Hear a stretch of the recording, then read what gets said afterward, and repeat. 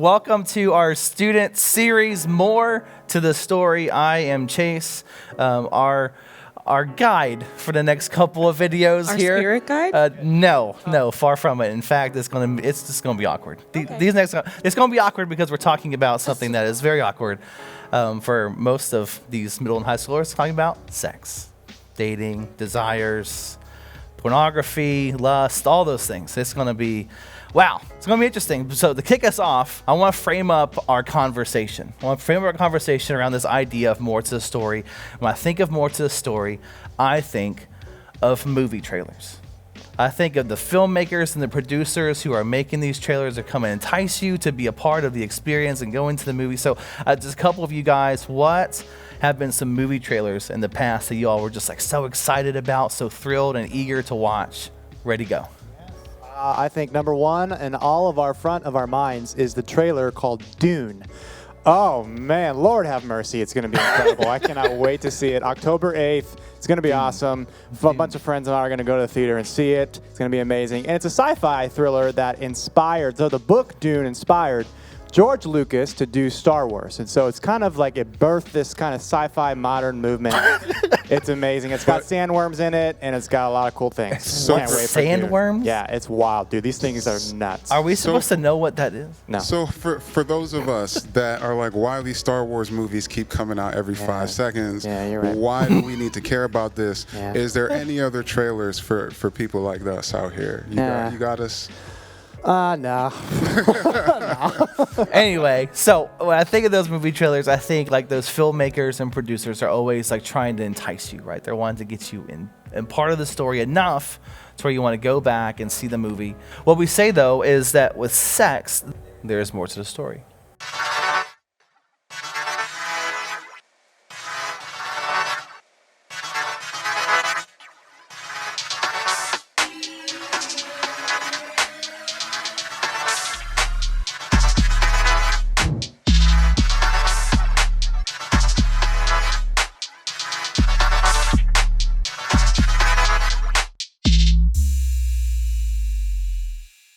You have those friends who like get the new boyfriend or girlfriend? Oh my gosh. They don't stop, guys. They We're always don't with them. Stop. I feel like that's like almost like borderline obsession. Like you guys need to chill. Yeah, like Woman Crush Wednesday. 11/11.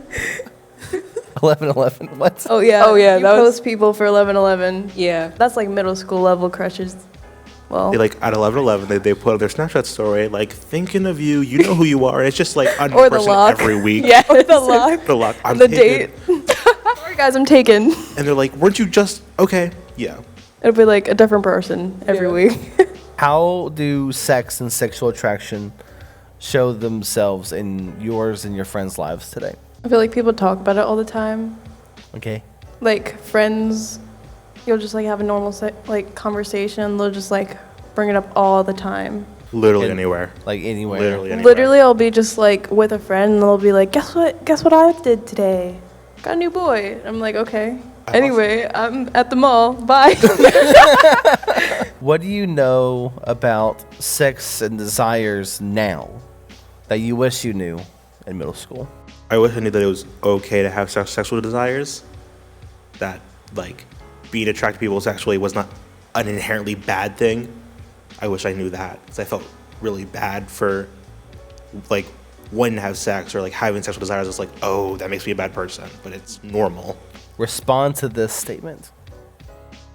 When it comes to sex, there is more to the story. Yeah, I feel like emotions. There's a lot of emotions there. There could be a ton or like nothing, and that depends. Like hookup culture. I feel like if you're being forced into it, there's a lot of emotions like, I have to do this.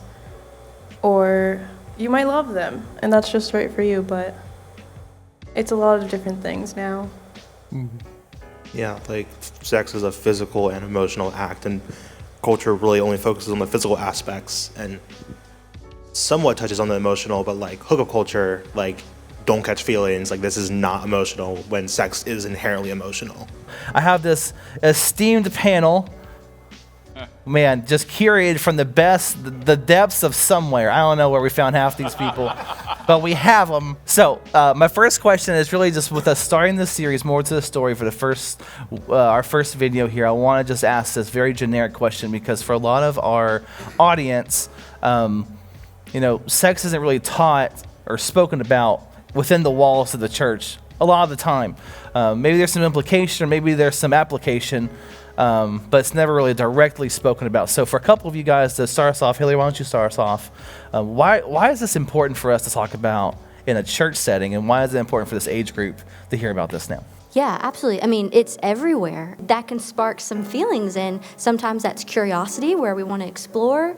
Sometimes it's apathy, like, oh, it's just not a big deal, who cares? Other times it can bring about fear or shame or guilt. And those things can be hurtful and can cause all of us pain, and we all have experienced those feelings and know right where we're at. And sometimes I think the church just hasn't done a good job talking about it or leaving space to ask questions and to be curious. So it's definitely really, really important for us to be talking about. That's well said. Todd, you got something else for us? Yeah, well, it's quite ironic that we don't talk about it much as a church. It seems like that, but the Bible has a lot to say about it. And, when we think about the story, our God's story, that's part of the story, and it's part of our story as humans. And it's important for us to recognize that when God created everything, He created everything good. And, sex came before the fall. And, it says that God said, hey, be fruitful and multiply. Well, there's only one way you do that. And it's important to recognize that it was part of creation. It was a gift from God. But, in the story of the gospel, we realize that, sin enters the world and things get broken. And things just get, tainted. And sex is one of those things. It's our minds, it's our bodies. And it's just important to realize that God has something to say about that. And Jesus came to redeem that part of our lives too, in addition to everything else that we think we came to do. This is a much bigger picture than just about heaven or hell and am I doing something right or doing something wrong. It's really about the fullness of the gospel story and that its place in it. It seems like there's going to be, in this conversation, this battle between desires, the desires that we feel, and how they can kind of slip and turn into some obsessions and bring about some unhealthy habits. So talk a little bit about what we mean by desire and how it can turn into obsession. Well, the Bible says, one of my favorite verses, delight in the Lord and He'll give you the desires of your heart. And so when you take that, you're like, oh, desires, God cares about them. And we care about God's stuff, and He cares about our stuff. And so desires are good and right, and it's okay to have them. We have desires for all different kinds of stuff. There's kind of the innate things that we desire to belong, to feel loved, appreciate all those kind of things. And then you might have desire for pizza, or like Hillary, I know she's expecting, and so she has unique desires for some food, or maybe for different things. And so desires are part of who we are, and they're okay. But what happens is that when these desires, we don't own them; they begin to own us. During the pandemic. I'm sure everybody spent a little bit more time on social media than they typically would. And when I think about that, I was talking to this gal one time. She was an adult. We're talking to middle and high schoolers here, but really this is for the adults too. And I talked to her, and she said she spent her Facebook time on social media was 8 hours a day. She averaged 8 hours a day on Facebook. Wow. And I'm like, she has a family. She's got a job.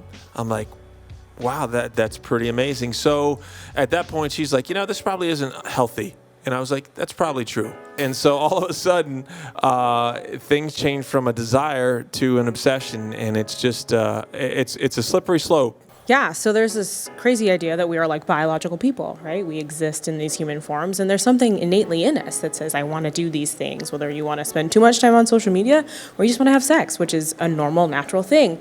But our brains at this age, at middle and high school, they're just not all there, even though we're being exposed to these things all the time and see them in our social media and really on TV and all the sorts of things that we're consuming. We become consumers of things that we're just not ready yet for. But there's these environments where we don't know what our family's talking about either. My family didn't talk about it a whole bunch, and I had some friends whose families definitely talked about it, probably too much. And there's this point where we have to go, okay, I understand that we have these desires, but how do we break them down? Because they are a good thing to have, and they shouldn't create any of those bad feelings that we've talked about. But At some point, we have to figure out where those two can meet. Man, this is going to be amazing. I'm so happy to be here. Guys, this series is going to be awesome. I'm already starting to see how much there's so much more to the story than just, a right and wrong type mentality. It's so great that we get a chance to converse and invite students into this process with us as well. And so I'm so excited about that. And I know we're all over the map on this. I mean, you may be the first time you're hearing about sex, or maybe it's part of your life every day. We're all over the map on this idea of what sex is and how it maybe kind of controls our lives or doesn't control our lives. And so I'm just real excited to be a part of this panel and move the discussion forward. But we're also going to be very careful and really create a space that this is not a space where we condemn those of the activity that's been happening in their lives. That's not the part of the Mountain Student family. That's not who we are. We're here to guide each other, instruct one another, and point to the Lord and see what the Lord says about sex. You may run into a moment maybe in your personal life where you realize something may have been done to you. This is a safe spot, and it's a safe place. And you've got leaders around you, you've got campus pastors around you, you've got adults in your life that love you, and they're here to help you walk through that if you've realized that you might be a victim of some really, really rough stuff or an act of abuse. And so I want to encourage you personally to reach out to those who are connected to you, your campus student pastor, your small group leader, a trusted adult, and ask for that help so we can go on that healing journey together. All right, so I want to start a discussion here next about the letter that Paul wrote to the Corinthians, 1 Corinthians. It was a place known for having quite like the party kind of vibe. It was like a place you traveled, when you're traveling beyond Corinth, you would always stop there to have some fun. So this city is very much influenced by these forces that are saying, hey, your sexuality is like so much of like what it is to be a human being and explore and do and be, and then the way of Jesus comes and really just shakes things up. So Greg, why don't you start walking us through this passage? We'll have a few of us answer and let's talk more about this passage together. Yeah, sure. 1 Corinthians 6, verse 12. I have the right to do anything, you say, but not everything is beneficial. I have the right to do anything, but I will not be mastered by anything. You said, I have the right to do anything, but not everything is beneficial. I have the ability to drive as fast as I want down the highway. That is not necessarily the most beneficial thing I can do for myself, nor for the people who are around me. I have the ability to have sex. I'm not married. That's not where I'm at in my life, so I'm not doing that. And that's okay to not be at a space where you have the ability to do something, but holding off and waiting to do that. Yeah, I think it comes back to Paul's final words. I will not be mastered by anything. And when we have these freedoms and desires that have been built into us by God, and it's a gift from God, it's very, very easy to develop an obsession of some sort where, like when I think of the city of Corinth, or I think of the city of Rome, these kind of cities that were a little more open back in ancient times, they functioned as a way to escape. It's a form of escapism. Like Chase, you said, you go through Corinth and you have a little fun, and then you head on to your next destination. That little fun was a way to escape from stuff that may be weighing on you, that you may have some stuff happening on the side of things that's really putting pressure on you, stress on you, and so you're looking for these quick escapes. And that's just not what sex is designed for. Yeah, Zach, and that's a very important point. Paul's using the language of being mastered in order to point the Corinthian church to the fact that in the way of Jesus, there's freedom. There aren't as many constraints or things that consume your identity. You have freedom in this area that Paul's talking about if you look to Jesus and find his way in that. It works with boundaries. I picture myself like if I have a box, and inside a box, I could have all the freedom that I want to, but don't go out of bounds. Don't go out of the lines. It's like a sport, like basketball. Don't go out of lines, because it's foul. They're gonna call you out. That box is there to keep us within those boundaries, because within those boundaries, that's where Jesus is looking for us to grow and where true life is found. Yeah, I think it's John 10:10, right? The thief comes to steal, kill, and destroy, but I have come to give you life to the full, not to give you just a subpar kind of life that makes you feel limited and hopeless and kind of angry and angsty. It's no, the way of Jesus says the most full life you can have is the one that I'm going to offer you. I love this conversation so far. And the last thing that I want to touch on is this idea, which might feel new to a lot of us, to have a life that's full of sexual integrity. We think about this word integrity. We don't often think about it in the realm of our sexual lives and desires, the things that we were attracted to. So if I were to ask just real quick off the cuff a couple of you guys, and then we'll turn it to you, how would you even define the word integrity? I kind of go back to like just thinking about the boundaries of a basketball game, and the players we always admire are the people who aren't making just like those foul plays at like right on the line and like kind of throwing their hands up and having issues about it when the ref calls it. I think about it that being played out in our lives sexually, where it's like, all right, we understand where God has kind of put that marker for our benefit, and then we stay within that and we play like our hearts out within that space that we have available to us, whether it's in our season as a student, being a single person, being married, like whatever the stage of life is, like acknowledging what has God designed as the best for us right now, and then how do we enjoy everything that there is to enjoy in that season.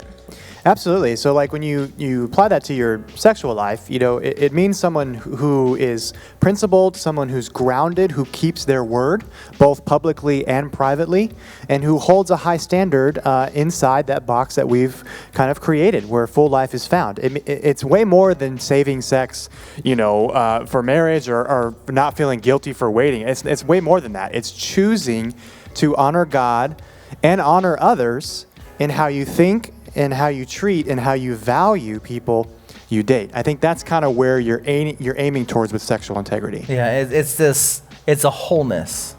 It's a oneness. It's oneness with the Lord and with the partner you choose to eventually decide to marry and decide to have sex with. Like it's just a wholeness. It's a completeness of what it was designed to become. I like what you say there, because being on oneness with God, it brings a good subject here too, for us to take that step and bring our sexual desires or our sexual thoughts to God. And you might ask yourself, this might be awkward to bring our sexual thoughts totally awkward to God.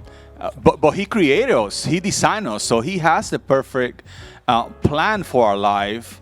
Yeah, and I think after we have that time to really just to sit and pray about it and like try to understand, like, okay, not only through prayer, but also through reading the Bible, through talking to people who are mentors, like what is God's vision for this? Then we can kind of set our sights on like, all right, what kind of person do I want to become? And then once we know who that person is, like what that looks like what some of the elements are that person has, then our next step is really just to talk to someone about becoming that person. So the perfect place to do that is right here in our groups, right here with the adults that are leading you, that love you, with the students that are around us. Everyone in any phase of life, whether you're in middle school, high school, when you become an adult, like being able to have a community of people that you can share those things with is so important. And we're talking about that guy Paul and writing to the Corinthians earlier. Now he's writing to this guy named Timothy, who's kind of this younger dude. And he literally says to him, run from anything that stimulates youthful lusts. And instead, it's not just run. Like, we're not just running away from these things just for the sake of running from them. Like, there's actually something we're running towards. And he says, instead, pursue righteous living. Righteous living. That's the spotlights on it. We're in the right. Faithfulness. We're sticking with God, even though there might be days where we don't feel like it. Love. We're committing to serving people. And peace, where we are so just rock solid in our identity that we don't even get shaken. And then he says, enjoy the companionship of those who call on the Lord with pure hearts. So then we can enjoy that community, those people around us, as we're running away from those things, like it's so that we can really step into all of those wonderful things that I just listed there. For some of you guys, like you may feel like saying these things out loud is awkward, and just it is. It's super awkward. it's going to be hard to share with a leader or with a parent or someone you trust, like, hey, I'm struggling with looking at pornography, or I'm struggling with lusting after people in my class, or I see them on Zoom or whatever, or the videos I watch. Like, that's awkward.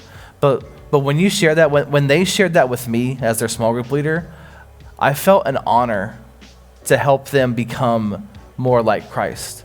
There was not a single ounce of shame that came from me. And I just want to encourage you guys, if you're feeling uncomfortable about sharing this kind of stuff, like, one part is like, okay, that's fine, that's good, like, that's natural, but also the freedom that you have, the kind of judgment you're not going to receive from your group leader is going to be so freeing for you. I think it's important to know too, we might feel comfortable with, maybe we share it with our group leader, but to be honest, kind of back to what Luis said, like, I can't talk to God about this thing. Like, God's going to, he's going to knock me down. He's going to be mad at me. He's going to be angry at me. And like you said, and there's no condemnation for those who are in Christ Jesus. And really, it's just as simple as this. It's just acknowledging that God is listening too. Yeah. We'd like to think that he wasn't. We'd like to think that he wasn't looking at our phone with us. We'd like to think that he wasn't sitting at our laptop with us. But he's right there. And that you can feel convicted by that and feel condemned, but that's not what he meant. Maybe there's some conviction and that's good there, and says, hey, what are you doing? That's not what I want for you. He wants something different for you. He's going to show you some grace and some kindness in that moment, and you can come to him and invite him in and just say, hey, yeah, I'm struggling with this right now. I really want to do this. He goes, I know. I know. It's okay. Let me show you something different, because I'm the way, the truth, and the life. Yeah. That's good. There's so much more we can say, but we should probably wrap up this conversation. You guys are going to be heading into your groups for the next little while, and I want to encourage you. If you feel led, if you feel like you want to share, right? This is a safe place for you. There's no judgment here. If they're, like Todd said, if you feel like some guilt or shame, like, that's not what we want you to feel. But instead, we want you to take that and turn it into, how can I better myself? Exploring a life of sexual integrity and doing that, it's going to restart over and over again, right? Just like in all of our lives, the sin we have is going to restart over. We have to keep asking for forgiveness, which is beautiful, because that means that right now you can start over. You can feel pure and clean again. If that is something that you feel you need. So you go ahead into your groups, go unpack a lot more there together, and we'll see you in the next video.